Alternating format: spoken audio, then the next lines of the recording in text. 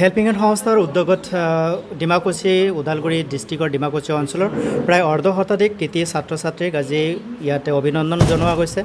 বিশেষ অভিনন্দন অনুষ্ঠান ইয়াত আয়োজন কৰি হেল্পিং হেণ্ড সংস্থাই এটি যুৱ প্ৰজন্মৰ মাজত শিক্ষিক এটা পৰিৱেশ গঢ়ি তুলিবৰ কাৰণে প্ৰয়াস কৰিছে আৰু প্ৰত্যেকগৰাকী ছাত্ৰ ছাত্ৰীক অনুপ্ৰাণিত কৰিব আমাৰ সমাজখনত এগৰাকী ভাল ছাত্ৰ হোৱাৰ লগে লগে এগৰাকী ভাল মানুহ কেনেদৰে হ'ব তাৰ কাৰণে অনুপ্ৰেৰিত কৰিব এই অনুষ্ঠানটো কৰা গৈছে।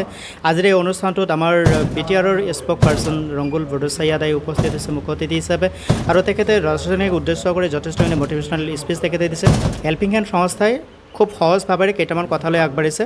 পঢ়ি থকাজনক উঠি থকাজনক গতি দিয়া আৰু গৈ থকাজনক লক্ষ্যস্থান দি দিয়া। আৰ্ত দুৰ্গতসকলৰ সহায় হওঁ দুচকুৰ পানী টোপাল তেজ হৈ নপৰক। আৰ্ত দুৰ্গতৰ সেৱা সমৰ্পিত জীৱন সুখৰ অনুভূতি বিচাৰি এক যাত্ৰা। এই যাত্ৰাপথত হেল্পিং হেণ্ড সংস্থাই সদায় বিভিন্ন সামাজিক আৰ্থসামাজিক শৈক্ষিক আদি দিশৰ ওপৰত কাম কৰিবলৈ উদ্যোগ লৈ আছে আৰু এই উদ্যোগত যিসকল সহযোগী হৈ সমভাগী হৈ কাম কৰিছে প্ৰত্যেককে আমি ধন্যবাদ আৰু কৃতজ্ঞতা জ্ঞাপন কৰিছোঁ।